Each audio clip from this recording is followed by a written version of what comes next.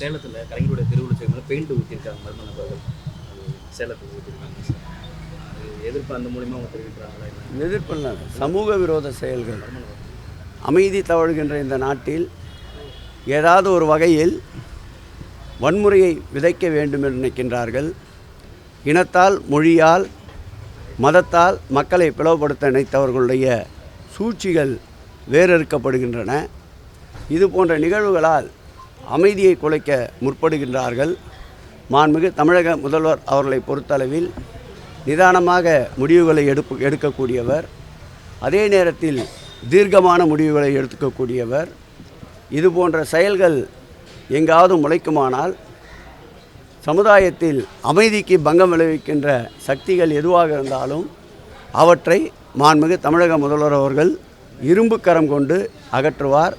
தமிழகம் அமைதி நிலவுகின்ற பூமியாக மாற்றுவதற்கு, தமிழகம் பொருளாதாரத்திலே ஏற்றம் பெறுவதற்கு, தமிழகம் கல்லாமை என்பது எங்குமே இல்லாமை என்று செய்வதற்காகவும் அணு நேரமும் பாடுபட்டு கொண்டிருக்கின்ற மாண்புமிகு தமிழக முதல்வர் தமிழகத்தின் சட்டம் ஒழுங்கை காப்பாற்ற, அமைதியை நிலைநாட்ட எந்த விதமான முயற்சிக்கும் எந்த விதமான சூழலுக்கும் அவர் தன்னை ஆட்படுத்தி கொள்வார் என்பதை தெளிவாக கூறிக்கொள்ள விரும்புகிறேன். மிக முக்கியமாக உங்களுடன் ஸ்டாலின் திட்டம் இன்னைக்கு தொடங்கி வைக்கப்படுது. மிக முக்கியமான உங்களுடன் ஸ்டாலின் திட்டம் இன்னைக்கு தொடங்கி வைக்கப்படுது. மக்களை ஏமாற்றுவதற்காக தான் திட்டத்தை எதிர்க்கட்சி தலைவர் விமர்சனம் பண்ணியிருக்காரு சார். மக்களை இப்படி நாங்கள் கூட திருப்பி சொல்லலாம்.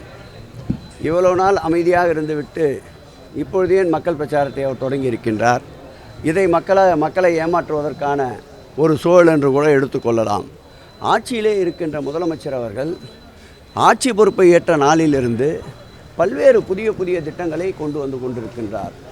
நான் முதல்வர் என்றாலும் சரி, இல்லம் தேடி கல்வி என்றாலும் சரி, இல்லம் தேடி மருத்துவர் என்றாலும் சரி, அறநிலையத்துறையில் புரட்சிகரமான பல்வேறு முனைப்புடன் கூடிய திட்டங்கள் என்றாலும் சரி, குறிப்பாக குடமுழுக்கு, நிலங்கள் மீட்பு, திருக்கோயிலே பணியாற்றுகின்ற அர்ச்சகர் நலன், திருக்கோயிலே பணியாற்றுகின்ற ஊழியர்கள் நலன் போன்றவற்றில் பல்வேறு புதிய மாற்றங்களை கொண்டு வருகின்ற மாண்புமிகு முதல்வர் அவர்கள் இன்றைக்கு மக்களை தேடி அவர்களுடைய எண்ணங்கள், அவர்களுக்கு இருக்கின்ற சிறு குறைகளை போக்குவதற்காக இந்த முன்னெடுப்பை எடுத்திருக்கின்றார். ஆகவே ஆட்சி பொறுப்பேற்ற நாளிலிருந்து மாதந்தோறும் புது திட்டங்களை கொண்டு வந்து மக்களுடைய முழு நம்பிக்கையை பெறுகின்ற முதல்வர். அந்த வகையிலே இந்த திட்டமும் ஒரு புதிய திட்டமாகத்தான் மக்கள் கருதுகிறார்கள்.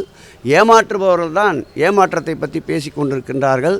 2022ஆம் ஆண்டு நிச்சயம் மக்கள் பேசிக்கொண்டிருக்கின்ற எதிர்க்கட்சி தலைவர் எடப்பாடி பழனிசாமியை வாக்கு வங்கிகளால் ஏமாற்ற காத்து கொண்டிருக்கின்றார்கள். செய்திகளை உடனுக்குடன் தெரிந்து கொள்ள கீழ்கண்ட கேபிள் மற்றும் டிடிஹெச் நெட்வொர்க்குகளில் எம்நாடு செய்தி தொலைக்காட்சியை காணுங்கள். பாதகம் செய்பவரை கண்டால் நாம் பயம் கொள்ளலாகாது பாப்பா. மோதி மிதித்து விடு பாப்பா, அவர் முகத்தில் உமிழ்ந்து விடு பாப்பா. அண்மை செய்திகளை உடனுக்குடன் தெரிந்து கொள்ள இணைந்திருங்கள் எம்நாடு தொலைக்காட்சியுடன்.